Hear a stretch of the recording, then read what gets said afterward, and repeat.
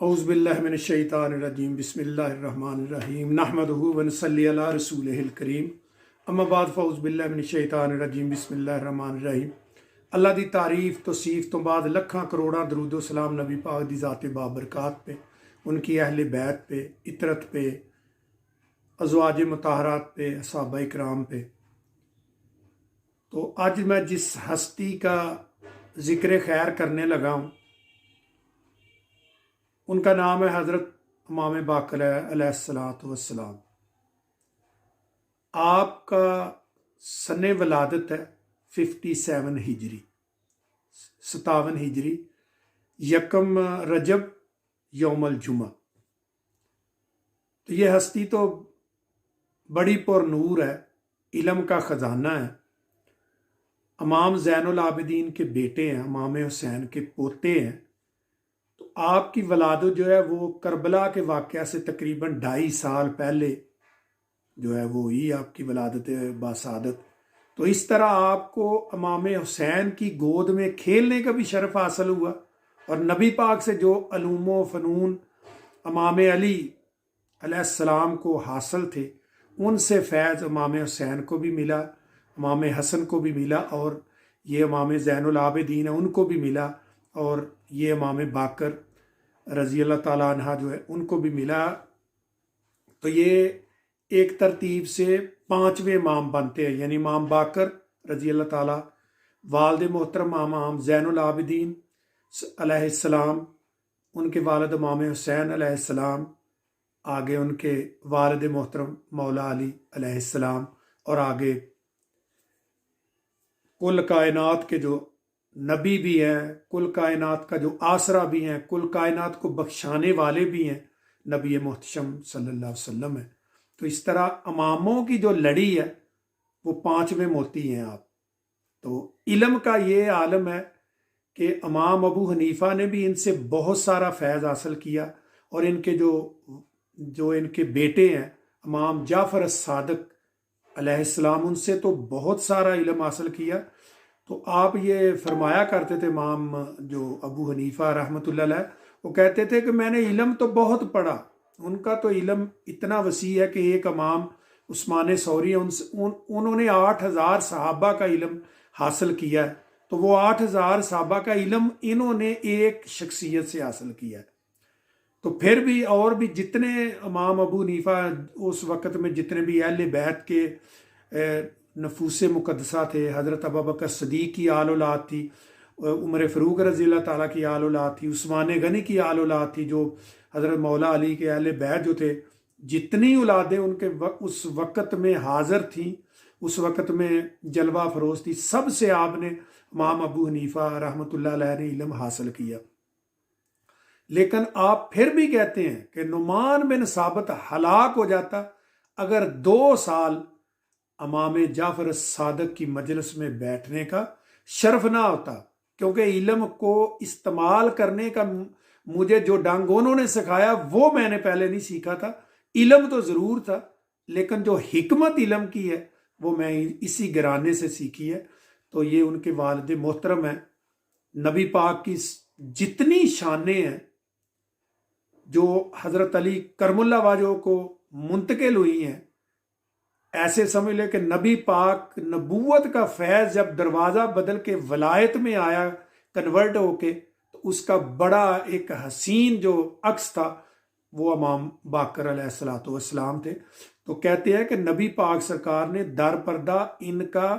بتایا تھا، ان کی ولادت کا بھی بتایا تھا، ان کا نام بھی آپ نے رکھا تھا، اور بتایا تھا وہ کس قدر سخی ہوگا، اللہ کا برگزیدہ بندہ ہوگا، اور کس قدر وہ علم کا ہوگا۔ کیونکہ باقر کا نام یہ ہے کہ جیسے زمین پھاڑ کے تو زمین کے اندر کو پوشیدہ خزانہ جو ہے وہ نکالنے والا جو ہے اس کو باقر کہتے ہیں۔ یہ صرف ایک لفظ ہے، معنی القاب نبی محترم سرکار نے بہت زیادہ ان کے بتا دیے تھے پہلے، پیدائش سے بہت سال پہلے۔ تو اس طرح انہوں نے جو قدیم علوم تھے، پرانے علم تھے، اور جو خود اپنے دادا جان سے نبی محتشم کے سلسلہ وار جو فیض آ رہا تھا اس کو ملا کے انہوں نے ایک بڑا جدید قسم کے علوم جو تھے وہ وضع کیے تھے، اور پوری دنیا اس وقت کوئی یونیورسٹی نہیں تھی، پوری دنیا میں کوئی اتنا بڑا کوئی مرکز نہیں تھا، تو یہ واحد شخصیت تھے، یہ مرکز محمدی صلی اللہ علیہ وسلم تھے کہ پوری دنیا کو فیض بانٹ رہے تھے، پوری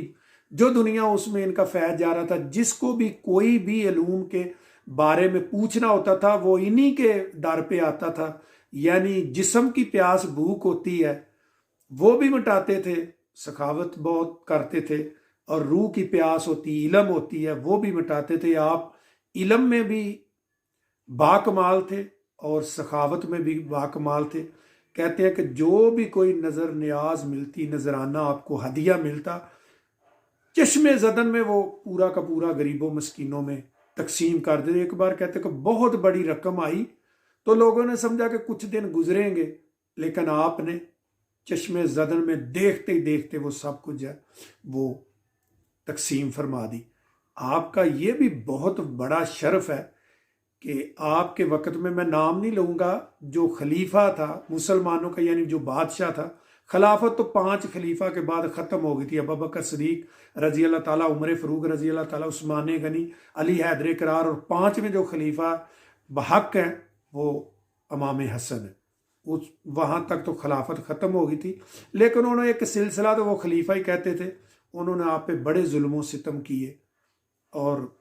آپ نے کبھی بھی شکوہ نہیں کیا، اپنی ہر بات اللہ سے شیئر کرتے تھے۔ لیکن یہ تھا